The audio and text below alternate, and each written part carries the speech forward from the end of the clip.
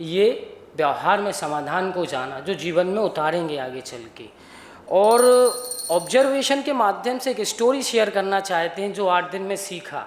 सुबह सुबह हम मॉर्निंग वॉक करके आ रहे थे और जैसे ही जहाँ यहाँ रह रहे हैं वहाँ एंट्री किया तो भैया एक सफाई कर्मी ने पोंछा लगाया था। सफाई कर्मी भैया साइड में थे, उनको हम नहीं देख पाए, तो हम जैसे ही निकले तो 4-5 हमारे दाग बन गए। जैसे ही हमने देखा पीछे मुड़ के, अरे ये तो गंदा हो गया, तो हमें रियलाइज़ हुआ कि हमने कुछ गलत कर दिया। तो हमने भैया को देखा और भैया से बोला, भैया क्षमा चाहते हैं, प्लीज़ आप हमें पोंछा दो तो हम पोंछा यहाँ लगा दें।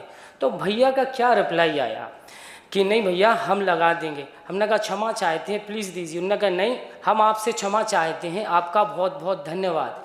यदि आपके गलती करने के बाद भी भाव नहीं बिगड़ रहे हैं तो आपको बहुत बहुत धन्यवाद सुनने मिलेगा, क्षमा सुनने मिलेगा। गलती करने के बाद भी यदि आप किसी कारणवश गलती हो पाई, क्योंकि हम देख पाए कि उसके मूल में सही को समझना चाहता है, सही से जीना चाहता है, अपना सुख चाहता है, हमारा सुख चाहता है।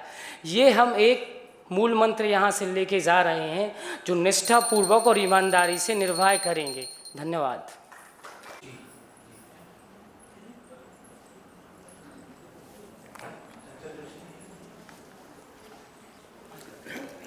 सभी को नमस्ते। मेरा नाम श्रद्धा गुप्ता है। मैं राजानंद संस्थान में ही आनंद सभा के कार्यक्रम को देख रही हूँ। अभ्यास के संदर्भ में जो मुझे कुछ खास बातें ध्यान में आई कि जैसे सभी ने बताया कि विषय वस्तु के रूप में तो कई बार ये कार्यशालाएं कर चुकी थी, लेकिन जो दैनिक जीवन में फंसावट हो रही थी जब भी हम इसको करने जा रहे थे तो खुद में ही विचलन हो रहा था, क्योंकि वो सारी चीज़ें सही तो दिख रहा था कि सही क्या है, लेकिन अभ्यास के दौरान फंस जाते थे कि अब किसी भी स्थिति परिस्थिति में हम इससे निकलें कैसे।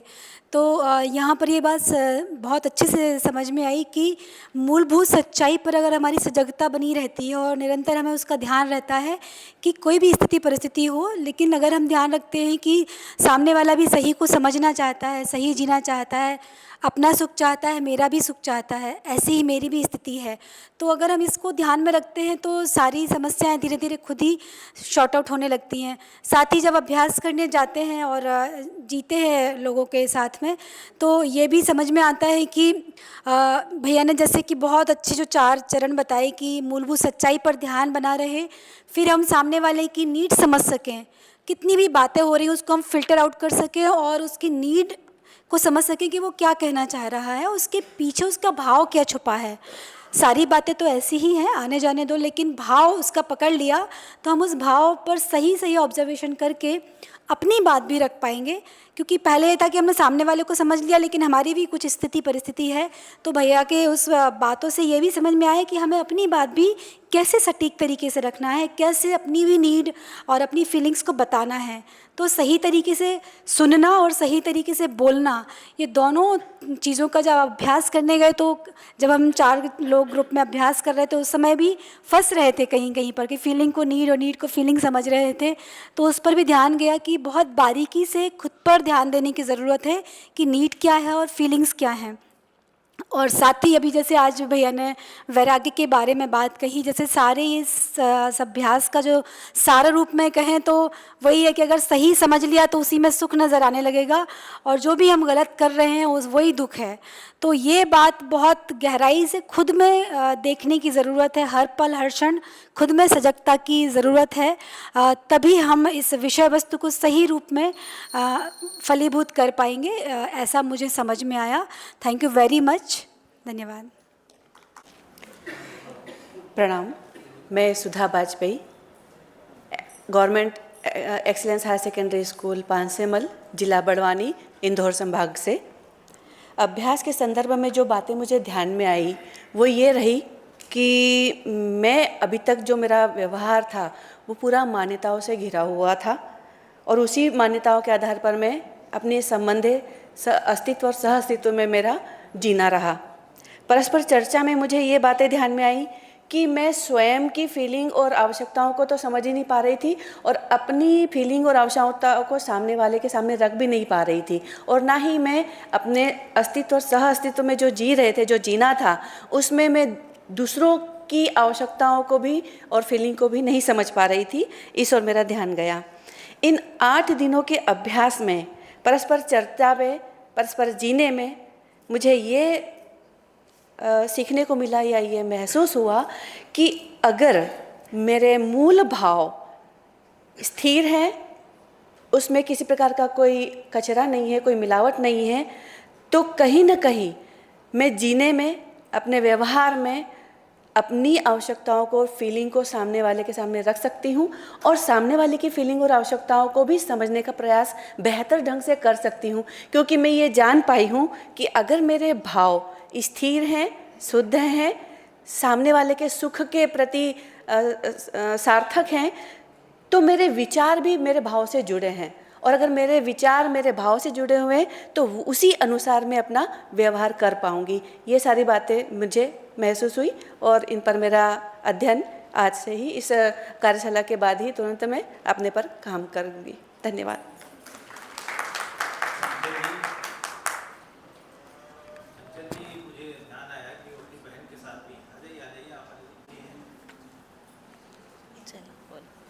नमस्ते सभी को, मैं चंचल जोशी, एसएन कॉलेज। नमस्ते सभी को, मैं Chanchal Joshi, SN college of Dholpur, Rajasthan से। मुझे एक बात समझ में आई, अध्ययन और अभ्यास हमारा सत्र चल रहा है, तो अध्ययन में क्या है? अध्ययन में हम किताबें पढ़ के पूरी तरह से ज्ञान प्राप्त कर सकते हैं, लेकिन अगर अभ्यास के बिना हमारा कोई भी कार्य अधूरा है। जब तक हम प्रैक्टिस नहीं करेंगे तो हमारा कोई भी काम नहीं होगा, हमारा कोई भी काम प्रॉपर नहीं हो पाएगा। अभ्यास हमारे लिए बहुत ही ज़्यादा ज़रूरी है। अभी जो हमारा ये प्रैक्टिस सेशन चल रहा है, जो हमें बार बार अभ्यास करके अपनी बातों को एक दूसरे से शेयर करके हमें उसकी नीड और फीलिंग्स को पहचानना है।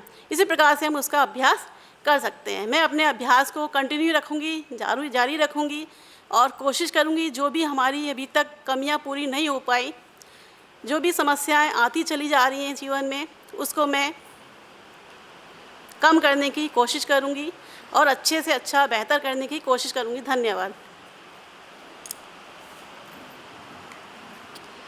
नमस्कार सभी को, सुनीता जोशी, वर्धमान कॉलेज, मनिया, धौलपुर, राजस्थान। मैंने यहाँ अध्ययन सत्र में आके अध्ययन जब मैंने पहले किया और जब पता चला कि ये तो अभ्यास सत्र है, तो बड़ा ही अजीब लगा कि अध्ययन हो गया, अब इसमें अभ्यास क्या होता होगा। पर जब अभ्यास सत्र में आए तो अभ्यास सत्र का मतलब किसी भी बात को जो अभी तक पढ़ी थी, अब वो जीवन में कैसे आए, तो जीवन में कैसे इम्प्लीमेंट हो, जो हमारे भाव के साथ विचारों में लिप्त होकर हमारे व्यवहार और कार्य से दिखाई दे, जो हमारे बोलने से ना बल्कि कर्म से दिखाई दे, सामने वाला पकड़ पाए कि हाँ ये व्यक्ति कुछ विशेष है। एक बात तो ये पकड़ में आई कि अभी तक ना तो हम नीड ही जानते थे कि क्या आवश्यकता हो सकती है बात करने में, ना तो यही जानते थे कि क्या फीलिंग हो सकती है, बस बातें ही करते थे। और सच पूछो तो पूरी ज़िंदगी निकल गई, बात ही करना नहीं जान पाए, ना सुनना ही सीख पाए, ना बोलना ही सीख पाए। तो सुनना सीख पाते होते तो शायद हमारी किसी से वाद विवाद न होता, और अगर बोलना सीख पाते तो हम अपनी बात को कम से कम अपनी नीड को तो कह पाते, कम से कम अपनी फीलिंग को महसूस करके सामने वाले के सामने रख पाते। तो दोनों ही चीज़ में हम असफल रहे। जो यहाँ अभ्यास सत्र में आके सीखे हैं, सीखे तो नहीं, यही समझो कि अभी केवल कलेक्शन ही हो पाया है शब्दों का और भावों को सुधारने का। और एक बात यह पकड़ पाई कि सही होना और सही है, दोनों में बड़ा ही अंतर है, जो अभी तक एक ही था कि अगर सुख चाहते हो तो सही है या सही होना। थोड़ा सा अगर मुझे लग रहा है कंफ्यूज हो गई हूँ, तो कहने का मतलब ये है कि अगर हम निरंतर सुख चाहते हैं तो सही भी होना चाहिए और उससे हमें सुख भी प्राप्त होना चाहिए निरंतर। और अगर गलत है तो थोड़ी देर के लिए ही सुख प्राप्त होगा, उसके बाद वो दुख का ही कारण बनता चला जाएगा। जिसका एग्जाम्पल हमने दिया सिगरेट और शराब और जो भी हमारे अंदर गलत आदतें होती हैं वही दो। और तीसरी आदत इस बात पर ध्यान गया कि जब हम घर में बात करते हैं, अभी परसों ही मेरे घर में बात हुई बड़े भाई से, तो बात हुई किसी बात को लेकर, तो हम सही बात कहते हैं कि हम चर्चा नहीं करते, बात कही और डिसीजन दे दिया, और चाहे डिसीजन वहाँ से आए या हमसे आए, लेकिन होता वो तुरंत डिसीजन है और ये भी मान लिया जाता है कि अब यही होना है। तो ये बात भी ज़रूरी है कि अगर हम ठीक से किसी बात को लेकर चर्चा कर लें तो हमारा निष्कर्ष सही निकलेगा। और ये भी नहीं है कि वो निष्कर्ष हमने कहा है तो हम ही दें, सामने वाले का उपाय हमें सुनना है। ये भी एक बहुत बड़ी बात मेरी पकड़ में आई। और एक बात और कहूँगी कि कभी भी परिवार में ऐसा होता ही है कि बात गुस्से से शुरू होती है, और गुस्से से शुरू होने का कारण भी यही है कि ना तो हम जान पाते हैं कि उसकी इच्छा क्या है, उसकी नीड क्या है और उसकी फीलिंग क्या है। और अब ये जान पाइए कि अगर गुस्सा खुद को आ रहा है तो थोड़ा सा ब्रेक लो और सोचो कि खुद की नीड क्या है, और सोचो कि खुद की फीलिंग क्या है। और गुस्सा सामने वाले को आ रहा है तो थोड़ा रुको और सोचो कि उसकी नीड क्यों है, वो क्यों गुस्सा हो रहा है। बस ये 2-3 बात समझ में आई जो मैंने अपनी बात आपके सामने रखी। इसी के लिए सबको धन्यवाद। थैंक्स। आई एक साथ दोनों बरखा आई। सबसे पहले परिचय दे देती हूँ। मैं श्रीमती बरखा राजपूत, सांदीपनि उच्चतर माध्यमिक विद्यालय मेडिकल परिसर जबलपुर से।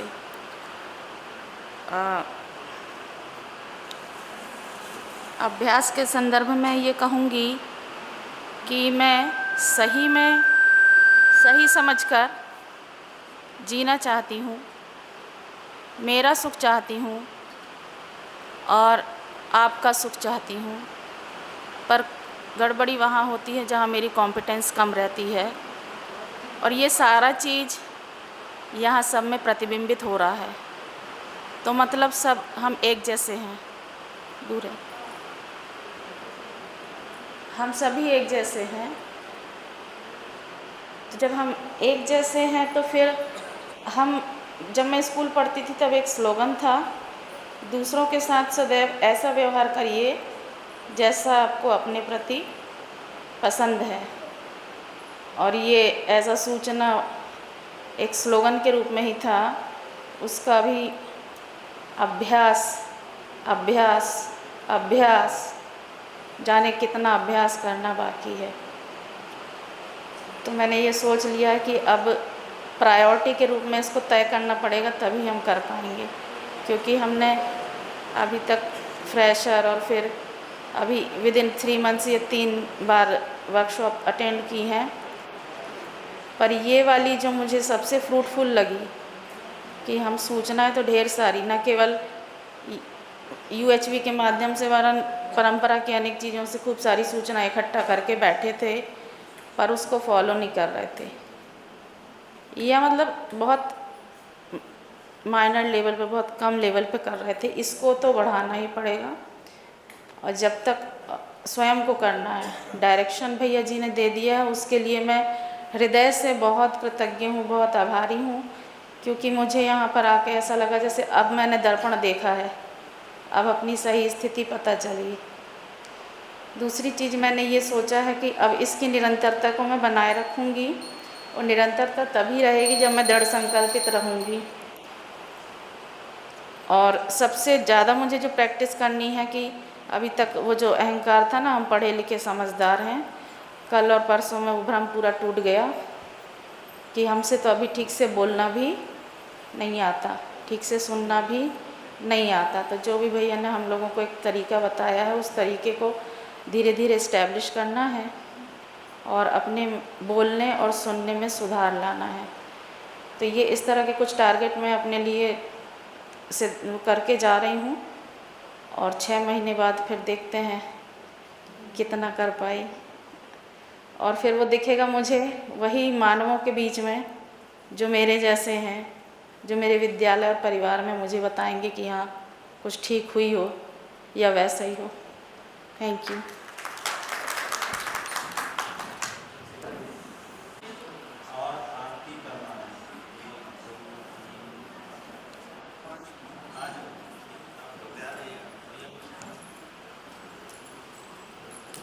मैं चंद्रशेखर घाटोले। अमूमन मैं अपना परिचय देता नहीं हूँ, लेकिन यहाँ बाध्यता है तो देना है। मैं उम्र 65 साल मध्य प्रदेश शासन में चीफ इंजीनियर के पद से रिटायर हुआ हूँ।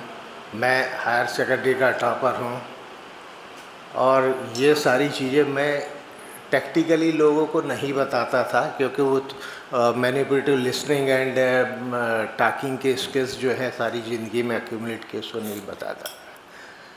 इस सत्र में ये महसूस हुआ है कि मैं बहुत बड़ा गधा हूँ।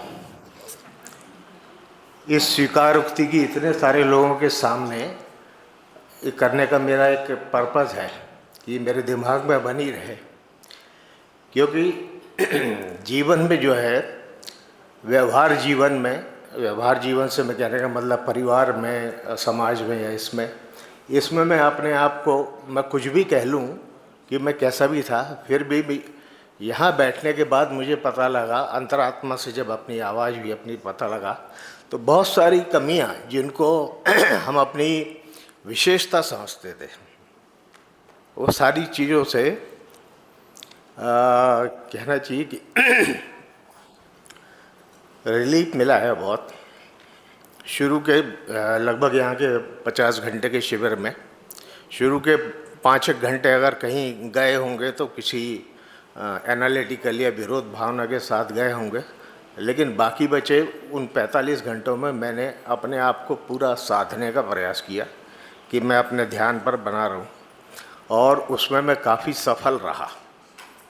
क्या सीखा क्या नहीं सीखा मैं इस पे नहीं जाऊंगा, सब लोग बहुत कुछ बचा चुके हैं। मैंने एक भी शब्द नोट नहीं किया, कुछ नहीं किया। मुझे मालूम है लिसनिंग क्या होती है, रीडिंग क्या होती है, कैसे की जाती, किस भाव के साथ की जाती है। उस भाव से मैंने अपने आप में उसको पूरा समाहित किया है। कुछ असर जो है कोई कहे न कहे, मुझे अपने आप में बहुत दिखाई देता है, और उसके लिए इस सत्र में अपनी भागीदारी मुझे प्राप्त हुई, इसके लिए मैं अपने आप को धन्यवाद देता हूँ। बहुत अच्छा लगा और मैं बाकी सबके प्रति कृतज्ञ हूँ। Really speaking, thank you.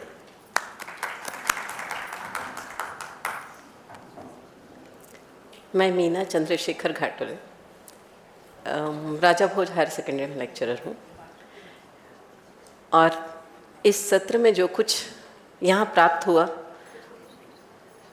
उसके लिए मैं हृदय से अत्यंत आभारी हूँ। खुद में भी सीखा, मेरे बदले हुए पति इसका सबूत है।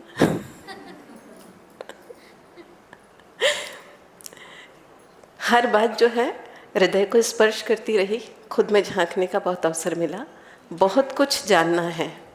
वैराग्य की जो परिभाषा, बॉटम लाइन्स जो अभी देखी है, उसको और गहराई से समझने का प्रयास है। जीवन को देखने का, शब्दों को चुनने का, बात करने का, आत्मसात करने का। सबके लिए हृदय से धन्यवाद।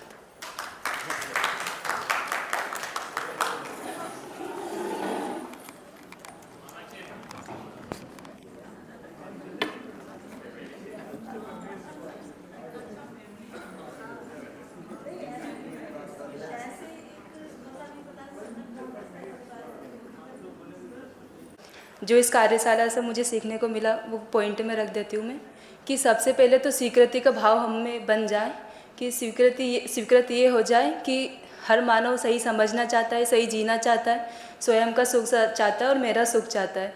क्योंकि भाव की जगह पर तो मैं भी प्रयास कर रही थी कि एक स्नेह मतलब कृतज्ञता उठा लिया, सरलता उठा लिया, लेकिन उसका अभ्यास ठीक से हो नहीं पा रहा था। पर ये आधार अगर बना रहेगा कि ये मूल चाहना हमारे अंदर स्थिर हो पाएगी, तो वो अभ्यास मुझे लगता है कि वो लंबे समय तक चल पाएगा, और उसका मेरे अंदर कोई मतलब उससे मेरा भाव ठीक रहेगा, अगर मूल सच्चाई पर मेरा ध्यान हमेशा बना रहे तो। और अगर सामने वाला गलती भी करे तो ये ध्यान रखना है कि मुझे दुख हो रहा है क्योंकि मेरी मूल चाहना से ध्यान हट गया है, ना कि सामने वाला की मूल चाहना पे वो करना है। और इससे भाव भी स्थिर बना रहता है। और सुनने में ये ध्यान रखना है कि फ़िल्टर करके सिर्फ नीड सुना जाए, और बोलने में ऑब्जर्वेशन, फीलिंग और नीड को करके बोला जाए, ताकि कोई सामने वाला हर्ट भी नहीं हो। और मेरे पूरे परिवार के प्रति धन्यवाद, श्याम भैया के प्रति कृतज्ञता, बाबा जी के प्रति कृतज्ञता और आप सभी लोगों और जिन लोगों का भी प्रत्यक्ष और अप्रत्यक्ष रूप से मुझे सहयोग मिला उन सभी के प्रति कृतज्ञता। कृतज्ञता सबकी आ गई है, कोई देने की जरूरत नहीं है। और इसमें स्लाइड में मैं छोड़ दूंगा इसको कि कृतज्ञता और गौरव का अभ्यास कैसे करें। डिस्कस तो मैं नहीं कर पाया हूँ, लेकिन स्लाइड को छोड़ दूंगा, कोई मिल जाएगी। मेरा नाम दिनेश परमार और ये मेरा पूरा परिवार आपके सामने। पहले मेरे अंदर एक बात रही कि अध्ययन से अभ्यास होगा, तो सब अध्ययन की ओर लग गए और अध्ययन किया भी है। भैया ने, सभी ने, हमारे घर परिवार में और भी अभी भी अध्ययन के रूप में छोटी में भी हैं, सचिन भैया, स्वाति जी, तो सारा परिवार इस दिशा में लगा।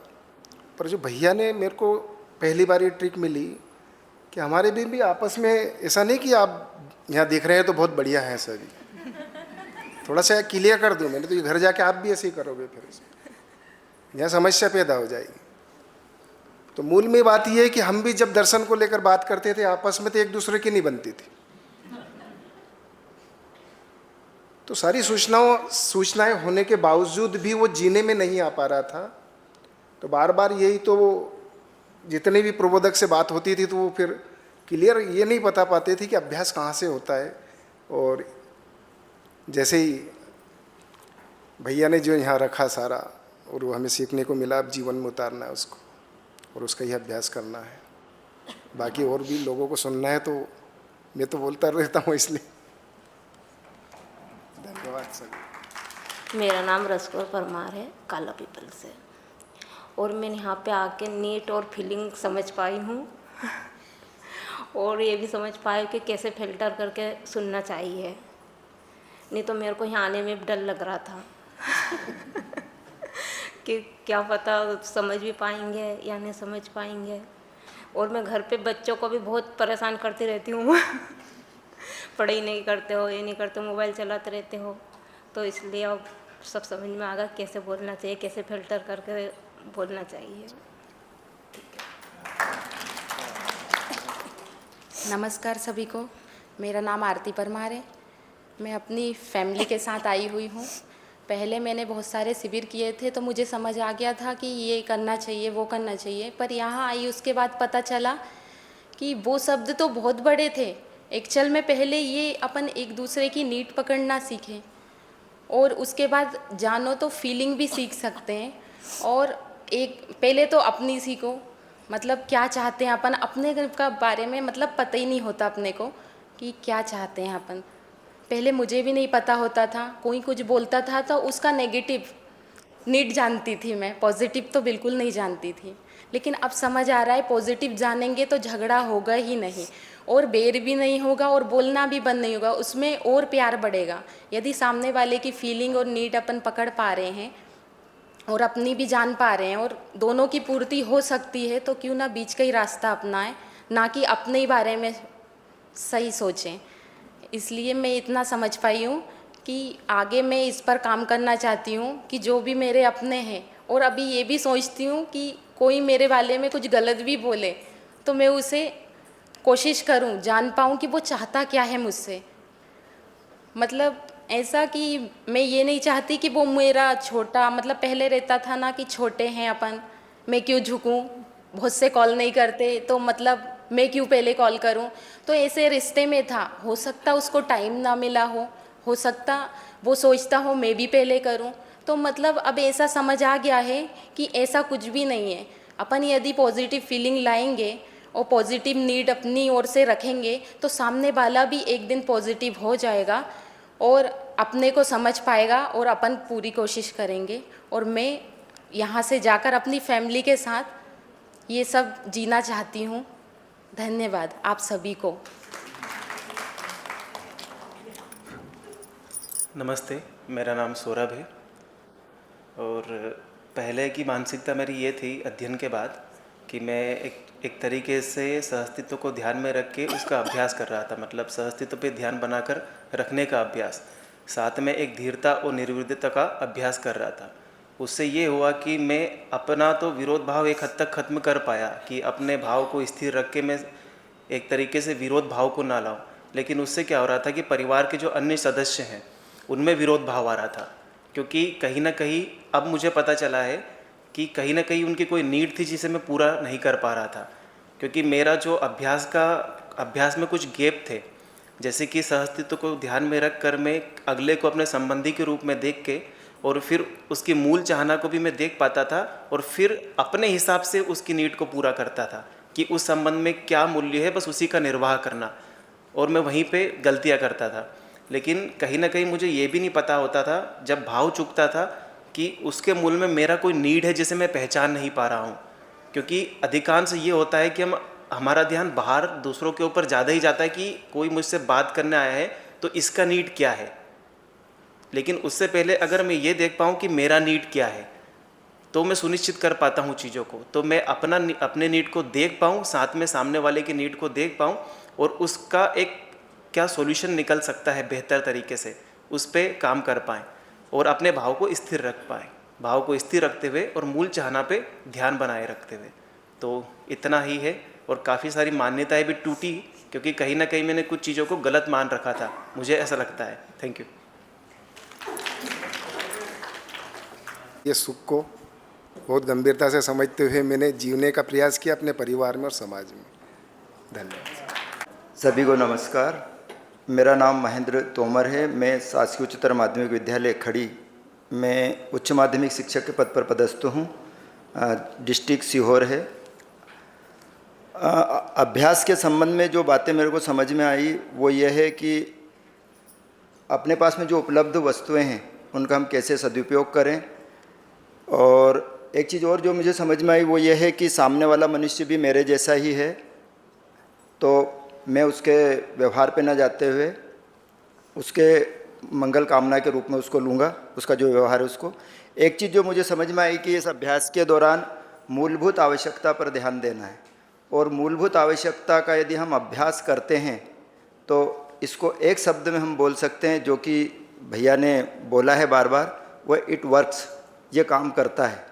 और ये तो हमने भी 8 दिन में मैंने खुद ने भी फील किया है और अप्लाई भी किया है अपने आप पर। अगला जो बिंदु है कि परस्पर संवाद के रूप में क्या बात ध्यान में आई, तो जो बात समझ में आई कि सामने वाला व्यक्ति या मानव मूलता सही समझना चाहता है, सही जीना चाहता है, अपना सुख चाहता है और हमारा सुख चाहता है। यदि गलतियां करता है इंसान अगला व्यक्ति तो वो उसकी नासमझी का प्रकटीकरण है। मूलता मानव तो सही में जीना ही चाहता है, गलत व्यक्ति भी सही में जीना चाहता है, हमारा सुख चाहता है और सही में समझना चाहता है। एक अगला जो बिंदु दिया हुआ है वो है कि अभ्यास के संबंध में कि 8 दिनों के दरमियान कोई अभ्यास किया।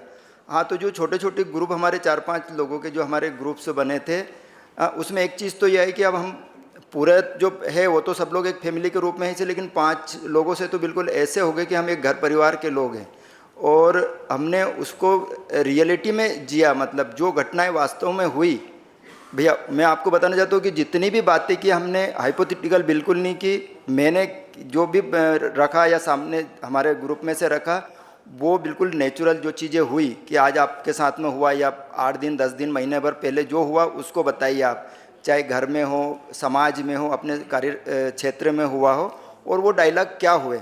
फिर हमने उसमें से जो नीड, फीलिंग्स और रिक्वायर्ड उनको फिल्टर आउट किया।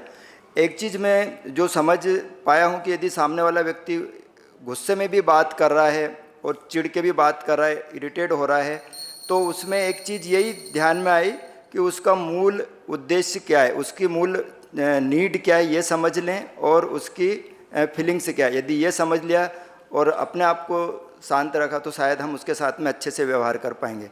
थैंक यू सभी को, बहुत बहुत धन्यवाद भैया। Thank you.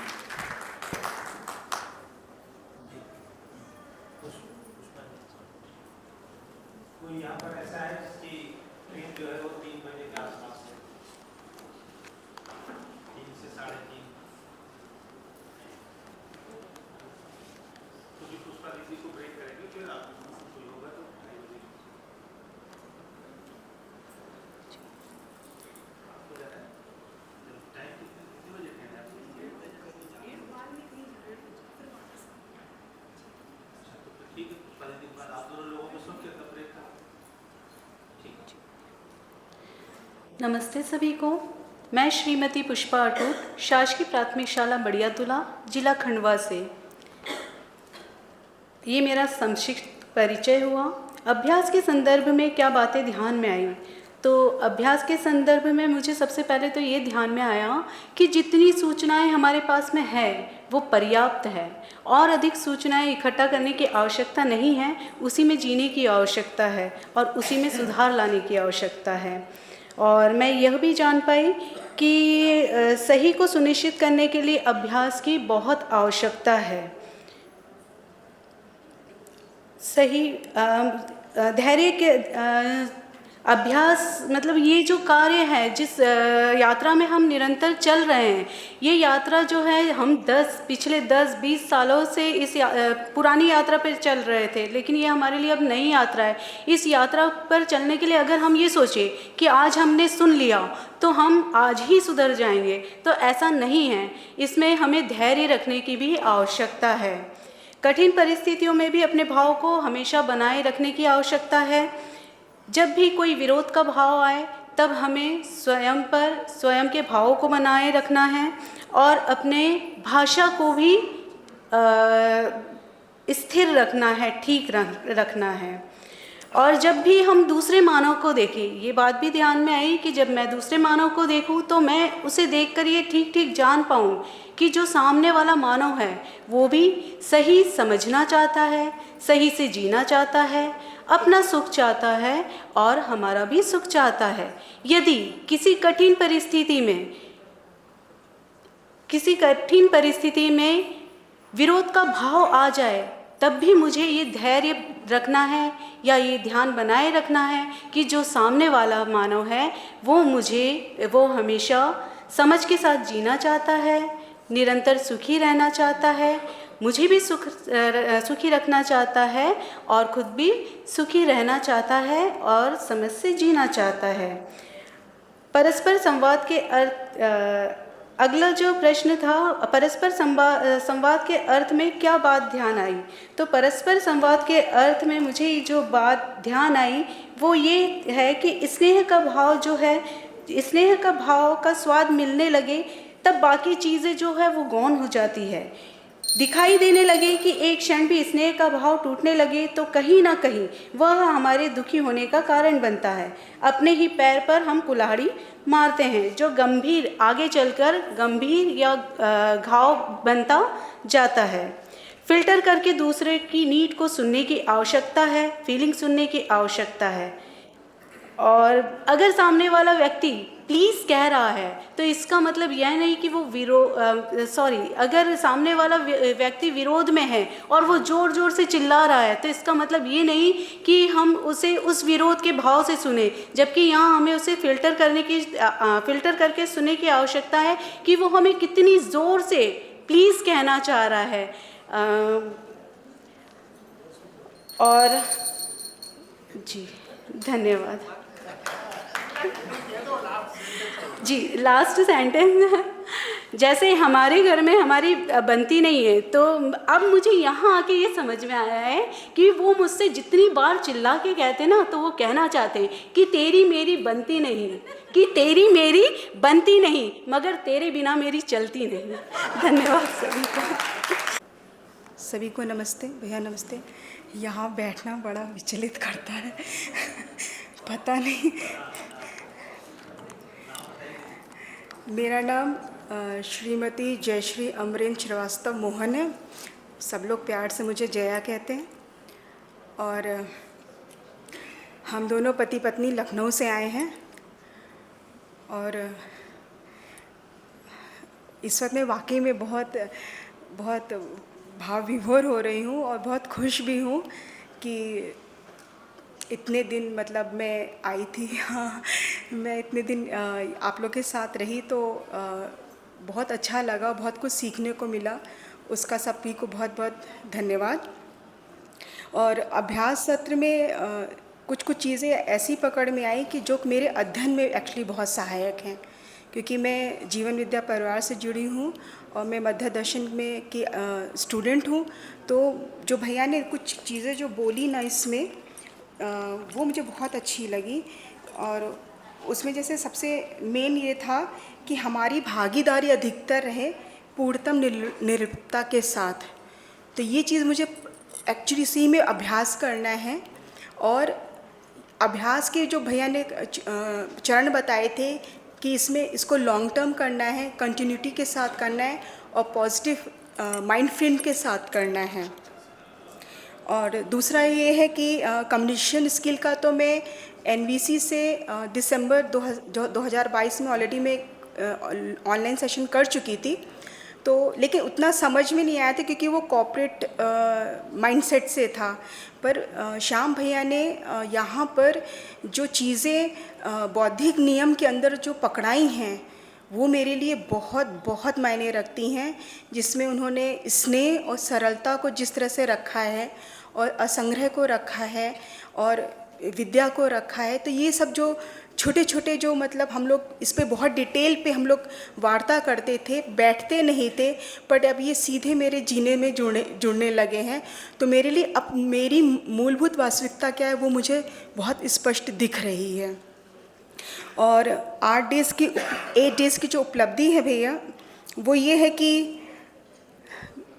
एक्सरसाइज के दौरान हम पति पत्नी के बीच में एक नए सिरे से संवाद शुरू हुआ है, जिसमें हम लोगों ने नीड्स और फीलिंग्स को प्रायोरिटी देने का एक तरीके से आपस में प्रस्ताव रखा है कि जो हम लोग पहले एक तरीके से आप सब लोगों ने देखा है हम लोग कैसे बात करते हैं, तो उस पर थोड़ा सा अब हम लोग अभ्यास करेंगे। ये हम लोगों ने एक दूसरे से प्रॉमिस किया है, ताकि जो कार्य हम लोग कर रहे हैं इनके क्षेत्र का फैलाव ज़्यादा है।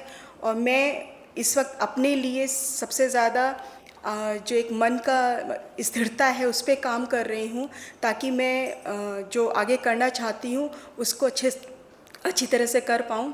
तो बस इतना ही कहना चाहती हूँ। और एक मुझे बहुत बड़ा फिर से एक बड़ा परिवार मिला है और आप सबके सहयोग का बहुत बहुत धन्यवाद। और श्याम भैया आपका भी।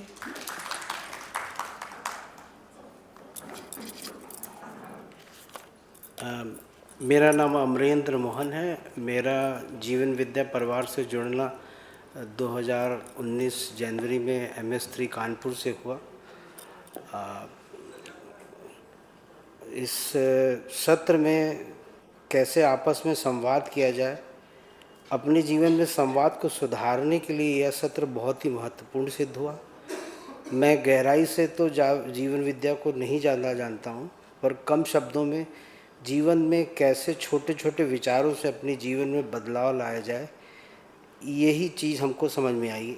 क्योंकि बड़े बड़े शब्दों से तो चीज़ें जो हैं और उलझी हैं हमारी ज़िंदगी में, और देखा है लोगों को बहुत बड़े बड़े शब्द बोलते हुए, लेकिन ज़िंदगी में कोई बदलाव दिखा नहीं। तो मुझे तो इस सत्र में आकर के पहली दफ़े मतलब हम पहले ऑनलाइन भैया ने कई बार बोला भी था कि देखा करिए, लेकिन उनका कुछ रेलिवेंस नहीं समझ आया था। तो ये पहली बार समझ में आया कि ऑनलाइन और ऑफलाइन का फ़र्क कितना बड़ा होता है, बहुत बड़ा फ़र्क होता है। मतलब यहाँ बैठ कर के, हालांकि कितनी बार हम सोए भी हैं, इसमें ऐसा नहीं है, बट लेट थी था, 2 दिन लेट भी आए हैं। दूसरा ये कि हमारा जो, चूँकि मेरा रोल इस समय जो है रूरल इकॉनमी में वहाँ के बेकार मानने वाले संसाधन, जैसे कि आज के निराश्रित बैल द्वारा चालित बैल जो हैं, तो उनको इस्तेमाल करके हम लोग बैल चालित कोल्हू से जो है उनको प्रयोग कर रहे हैं। उनके प्रयोग से कैसे शुद्ध चीज़ों से मनुष्य के जीवन में स्वास्थ्य को पुनः स्थापित किया जा सके, जैसे कि जो शुद्ध तेल निकलता है बैलों द्वारा, उसका बहुत बड़ा हमारे स्वास्थ्य पर असर है, जिसमें आज हमारे जीवन में कार्डियोवास्कुलर डिजीज़ेस का बहुत बड़ा मतलब जिस तरीके से जो है इंटेंसिटी बढ़ी है पिछले 20 सालों में, तो उसमें हमारे तेलों, खाद्य तेलों का बहुत बड़ा महत्व है। ये कार्य बहुत ही मुश्किल कार्य है, जितना दिखता है लोगों को वीडियो में उतना आसान नहीं, बहुत ही मुश्किल कार्य है। और इसके कारण ही हमारे परिवार में हमारे पर्सनल रिलेशनशिप काफ़ी जो है बिखरे भी, और इनका काफ़ी बड़ा सहयोग है हमको, हमारी धर्मपत्नी का। और इसके लिए हम हमेशा इनके लिए कृतज्ञ हैं। हालांकि ये कम्युनिकेशन जो है वो सुधारना बड़ा मुश्किल है और हम प्रयास कर रहे हैं। और श्याम भैया मेरे सहोदय भाई हैं जिनका मार्गदर्शन शुरू से ही लाभकारी रहा है, जिसके लिए मैं उनका हमेशा से आभारी रहूँगा। साथ ही संस्थान का भी धन्यवाद करता हूँ। सबका शुभ। महान शासकीय महाविद्यालय फंदा में भौतिक विभाग में पदस्थ हूँ। इस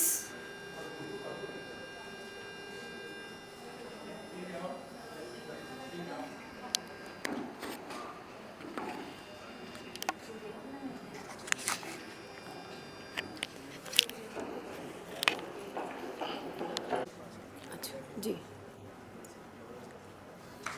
पूर्व में आयोजित सैद्धांतिक कार्यशालाओं का प्रायोगिक स्वरूप, या जिसे हम कह सकते हैं सार या सारांश, यह प्रयोगशाला जिसमें मैं उपस्थित रही और जिसके कारण जीवन की सार्थकता और पूर्णता समझ में आई।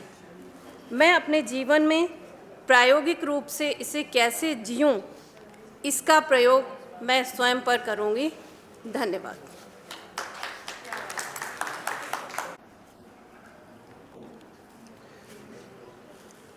नमस्कार, मेरा नाम मंगलेश जायसवाल, पिता श्री लक्ष्मीनारायण जी, माता श्रीमती लीला देवी। हम 2 भाई 2 बहन संयुक्त परिवार के रूप में काला पीपल में निवासरत हैं। वर्तमान में मैं सीओ डाइट में हूँ, वहाँ से अप डाउन चल रहा है। दूसरा प्रश्न, अभ्यास के संदर्भ में क्या बातें ध्यान में आई। इन 8 दिनों में यह स्पष्ट हुआ कि सभी मनुष्य सही समझना चाहते हैं, सही होना चाहते हैं। यह मानव की मूल प्रवृत्ति है, लेकिन यह तब संभव होता है जब हम स्वयं अपने भावों को जांचें, विचारें और हर क्षण एक सजग अभ्यास करें कि मैं क्या सोच रहा हूँ, क्या चाह रहा हूँ। अभ्यास का मतलब है अपने भीतर के भाव को सही दिशा देना। तीसरा प्रश्न था, परस्पर संवाद के अर्थ में क्या बातें ध्यान में आई। संवाद का मूल है एक दूसरे को समझना, स्वीकारना। जब हम अपने भावों को स्पष्टता से बिना आरोप प्रत्यारोप के व्यक्त करते हैं और सामने वाले को सुनने का धैर्य रखते हैं, तभी सच्चा संप्रेषण होता है। संवाद का उद्देश्य बहस नहीं बल्कि समझ और संवेदना होती है। चौथा प्रश्न था, 8 दिनों के दरमियान कोई अभ्यास या संवाद की उपलब्धि। तो जो हमारा एक ग्रुप था उसमें हमने सतत अभ्यास किया और उसमें मैंने पाया, इन दिनों मैंने बीच में घर में और विद्यालय में मोबाइल पे अपने साथियों से और संबंधियों से बात की। संवाद के अभ्यास को मैंने आत्मसात किया। मैंने देखा कि जब मैं अपनी बात भावपूर्ण और बिना टकराव के रखता हूँ तो सामने वाला भी खुलकर अपनी बात कहता है। इससे संबंधों में मधुरता आई और टकराव स्वतः घटा। मनुष्य सही है यह विश्वास यदि स्थिर हो जाए और संवाद व अभ्यास को जीवन का हिस्सा बना लिया जाए तो जीवन एक कला बन जाता है। यह सब मेरे द्वारा अभ्यास से संभव हुआ, ऐसा मुझे एहसास हो रहा है। इस अभ्यास सत्र में आने पर मेरे जीवन में बदलाव होगा, ये मुझे अंतर्मन में ऐसा महसूस हो रहा है। सभी आनंद संस्थान की टीम का आभार, श्याम भैया का भी तहे दिल से आभार, श्रद्धेय नमन। धन्यवाद। सभी को नमस्ते। बसंत कुमार सेन, उच्च माध्यमिक शिक्षक, विदिशा विकासखंड, जिला विदिशा से। ये 8 दिन की जो कार्यशाला का यदि एक सार रूप में देख पाता हूँ तो ये समझ आ रहा था कि जो सबके द्वारा जो बोला गया है कि सूचनाएं होना और ज्ञान होना अलग बात है, जो मेरे को लग रहा था कि अभी तक मैं सच हूँ यहाँ तक तो पचा पा रहा था, लेकिन ये मैंने अंदर जा कर के महसूस भी करा, देखा भी कि मैं सच हूँ यहाँ तक नहीं था, मैं ही सच हूँ यहाँ तक था। तो ये रिकॉल होने की, मेरे को अंदर से रियलाइज करने की कि मैं ही सच हूँ, ये मेरा भ्रम टूटा यहाँ आकर के। दूसरा, जहाँ मैं जी रहा था, मैं समझ रहा था कि समाज को कुछ करूँगा, विद्यालय को कुछ करूँगा। जब जाके देखा कि जो मेरे लिए समर्पित है और उसके लिए तो मैं जिया ही नहीं।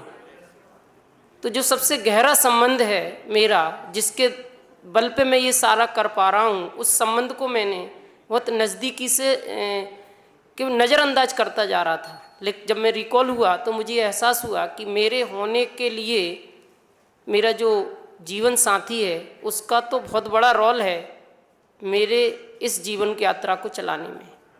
और मैं कहीं ना कहीं ये मैंने रिकॉल किया कि मैंने उनको नज़रअंदाज तो किया है, फिर एक एक पॉइंट जैसे जैसे भैया बोलते गए वो मैंने रियलाइज़ किया। ये शिकायत वहाँ भी थी कि आप अपने को सही क्यों मानते हो, आप अपने को ही सही क्यों मानते हो, लेकिन ये मैंने अपने में झांक कर यहाँ देख पाया। तो एक तो मेरे अंदर एक दृष्टा भाव जो प्योर दृष्टा के रूप में स्वयं को देखने की क्षमता विकसित हुई है, एक ये समझ आया है। दूसरा ये देख पाया हूँ कि मेरी जीवन यात्रा में जो संस्कार मेरे आड़े आ रहे हैं, मैं उनको कहीं ना कहीं दृढ़तापूर्वक या तो दबाना चाह रहा था या हटाना चाह रहा था मार्ग में। तो वो मुझको समझ में आया कि जो मेरा अहम भाव है उसको हटाने के लिए मैं प्रयास दूसरी जगह से कर रहा था, लेकिन एक सरल तरीका यहाँ से मिला है कि हटाने की बजाय सरलता का प्रकाश यदि मैं अपने में ले आऊँगा तो मेरा जो अहम का भाव जो मेरे को बार बार जो मेरे इस यात्रा में बाधक था वो कहीं ना कहीं ठीक हो पाएगा। इतने के साथ एक और चीज जगह ध्यान गया कि काम पहले मेरे को खुद में करने का है, तो मेरा आचार विचार व्यवहार और संस्कार जब मैं इनमें परिमार्जन इनमें परिवर्तन कर पाऊंगा तो ही मैं परिवार में संबंध के साथ भावों के साथ और फिर जाकर के समाज में काम कर पाऊंगा। मैं गलत जगह काम कर रहा था, ये मेरे को रियलाइज़ हुआ और पूरे 8 दिन की वर्कशॉप में ये देख पाया कि रिकॉल हुआ हूँ। तो ऐसा भी समझ आता है कि जो मैं रिकॉल हुआ हूँ मेरे को पता सब था, मालूम सब था। ऐसा महसूस हुआ एक क्षण तो मुझे ये लगा कि पैसा बहुत है लेकिन बस उसको देखकर ही खुश हो रहा हूँ, परिवार के पालने में उसका सदुपयोग क्या हो सकता है वो मैं नहीं कर रहा था। तो ढेर सारा पैसा रखा है लेकिन उसका जो सदुपयोग संबंध को निर्वाह करने में किया जा सकता था, मेरी स्वयं की आश्वस्ति में किया जा सकता था, एक अपने में अंदर डूब करके ध्यान दे करके मैंने देखा कि मेरे पास रतन तो बहुत हैं लेकिन फिर भी भिखारी की तरह दूसरे के आगे झोली फैला रहा हूँ। तो ये मैंने अपने आप में स्वयं के रूप में रिकॉल किया है और ये वचनबद्ध होकर के अपने आप में आप सभी महानुभावों के सामने ये अगली वर्कशॉप जब भी होगी मैं बहुत बड़ा ज़्यादा नहीं इतना बदलाव तो करके आऊँ कि जहाँ मैं जी रहा हूँ वहाँ ठीक कर पाऊँ, इतनी आशा के साथ स्वीकृत। भूपेंद्र कानूनगो है और मैं खरगोन से हूँ।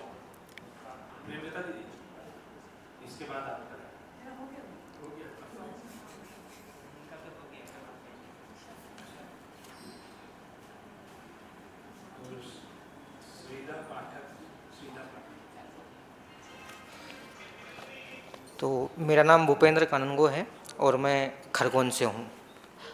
जिस पॉइंट पे बात रखनी है उसमें मुझे जो अभ्यास से जो मेरे को समझ में आया उसमें 2 चीज़ें आई है ना। एक तो मुझे एक सीढ़ी दिखी है ना, अभी तक की सूचनाओं की जो सीढ़ी है उसके आगे की एक सीढ़ी दिखी कि वो अभ्यास की सीढ़ी है।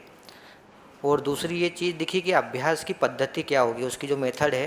तो उसमें मैं को ये चीज़ मिल पाई है ना, मैं समझ पाया कि अस्तित्व सहज जो मौलिकता है उसके प्रति स्वीकृति पे ध्यान बनाए रखते हुए है ना मेरा भाव जो है वो बना रहे और उसके आधार पे विचार में जो है समाधान को मैं सुनिश्चित कर पाऊँ, उसमें भी उनके लिए क्या सहयोग कर सकता हूँ उस आधार पर।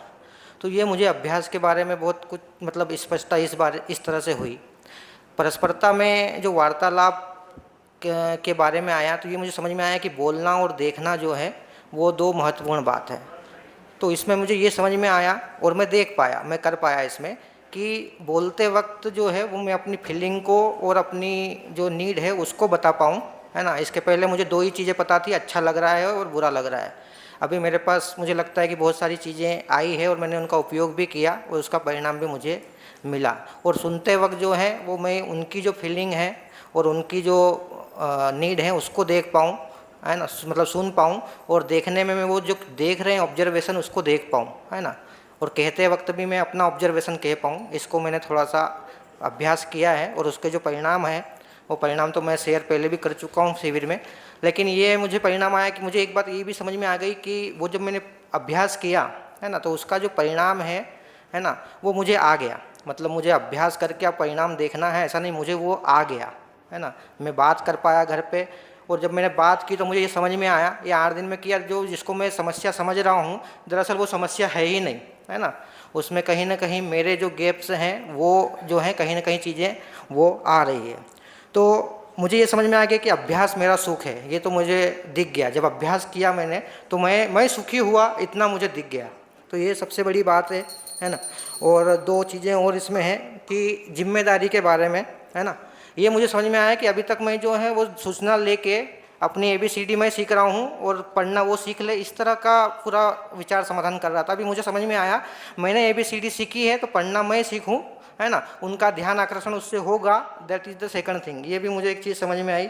विचारों में समाधान पे भी एक बात समझ में आई कि अभी तक मैं जो है उनको सजेस्ट कर रहा हूँ, है ना, सामने वाले को, जबकि मुझे उनको सहयोग के अर्थ में विचार में समाधान को ढूंढना और भाव को बना के रखना। ये भी समझ बहुत स्पष्ट आ गया कि अगर मैंने भाषा के नाम पे किया तो वो जहर की तरफ उपयोग होना, ये भी मुझे समझ में आ गया है ना। और वो चीज़ को सुधारने में फिर बहुत समय लगेगा, ये चीज़ भी मुझे समझ में आ गई। और अपनी गलतियां जो हैं और अपने गैप्स भी दिखे तो उस पर निरंतर अभ्यास करेंगे, है ना, वो कंटिन्यू रहेगा। उसका मुझे टेस्ट आ गया, इतना मैं कहूँगा। Thank you. नमस्कार, मेरा नाम श्रीदा पाठक है और मैं मंडला से आई हूँ। अभ्यास के लिए मैंने सिर्फ एक ही निर्णय लिया था कि मैं एक ही चीज़ साधूंगी, जो कि है मैं सही को जीना चाहती हूँ, सही समझना चाहती हूँ और अपना शुभ चाहती हूँ, सामने वाले का शुभ चाहती हूँ और दूसरा व्यक्ति भी मेरे लिए वही चाहता है। तो जब मैंने इस चीज़ पे ध्यान दिया तो समझ में आया ना मैं खुद को मानव मान रही थी ना दूसरे व्यक्ति को मानव मान रही थी। अब इसके बाद जब NVC पे मेरा ध्यान गया तो मैं इस निर्णय पर पहुंच पाई हूँ कि क्योंकि मैंने वही चीज़ अपनाई है, एकमात्र चीज़ कि मुझे मूलभूत वास्तविकता को ही अपनाना है, तो मैंने खुद से सवाल किया कि श्रीदा, क्या तुमसे कोई ऐसे बोलता कि तुम ये नहीं कर सकती, वो नहीं कर सकती, मेरे लिए तुमसे तो होता ही नहीं है, तो तुम उसकी बात मान के ये कर पाती, उसको समझ पाती कि वो बोल क्या रहा है? मन से जवाब आया बिल्कुल नहीं। तो फिर लगा बहन सामने वाला कैसे समझेगा।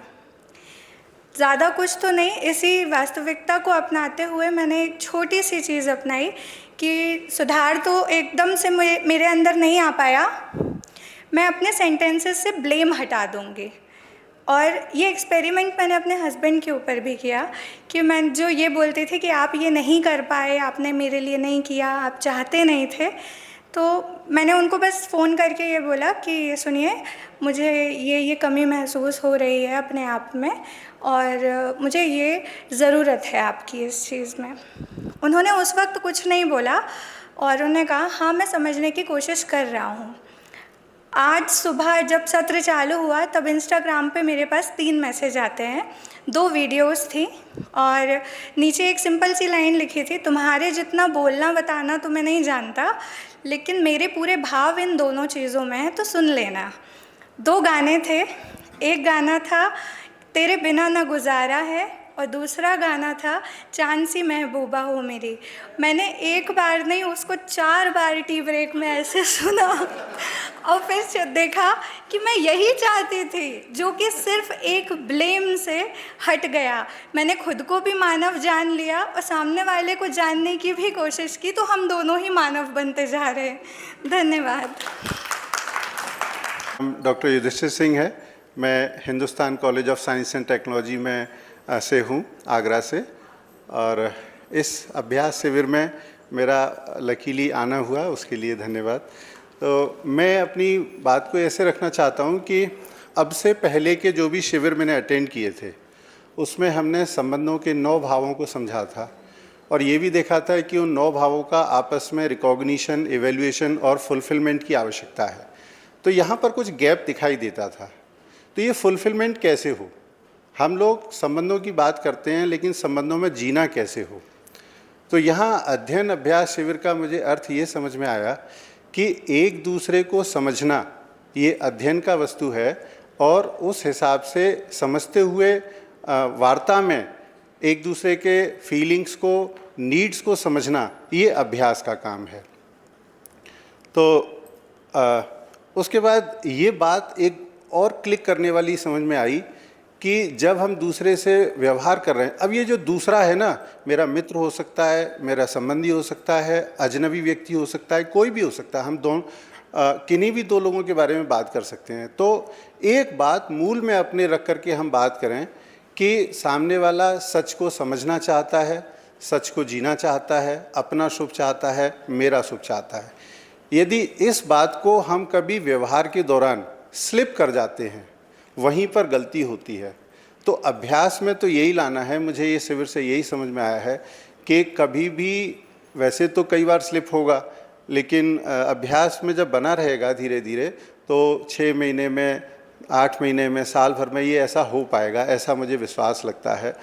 अच्छा, अब इसकी प्रैक्टिस मैंने किसी के से तो नहीं की फ़ोन पर बात करके, जैसा बाकी सहभागियों ने बात की है, लेकिन मैंने अपने पुराने वार्ता को रिकॉल किया। किसी भी समय जब मैं सोने जा रहा हूँ या लंच के दौरान या कहीं भी जब भी समय मिला, तो लगा कि मेरी गलतियाँ कहाँ कहाँ पर थीं। उन चीज़ों को मैं रिकॉग्नाइज़ कर पाया और ये भी देख पाया कि जो मेरी गलती थी, अब मैं आगे भविष्य में जब वार्ता करूँगा तो फिर कैसे मैं करूँगा। ये मेरा एक प्रोग्राम बनाने का मेरा ध्येय बन गया है। और ये बात भी समझ में आई कि यदि सामने वाला कुछ कह रहा है तो बहुत सारी बातें वो कहता है, उसमें अपनी एक आवश्यकता भी बताता है। उस आवश्यकता को हम देख नहीं पाते हैं और जो इधर उधर की जो बातें होती हैं उसको ज़्यादातर से ग्रहण कर लेते हैं। तो ये भी, इस बात पर भी ध्यान गया कि उन बातों को हटा करके जो मुख्य बात है उसको हमें सुनना है और इसका अभ्यास भी लाइफ में करना है। और ऐसा मैं करूँगा, ये निश्चित रूप से आप सबसे ये मैं प्रॉमिस करके जा रहा हूँ और ये करूँगा ही। और हो सकता है अगले शिविर में जब मैं आऊँ तो ये आप मेरे इस व्यवहार को, परिवर्तन को देख पाएँ। धन्यवाद।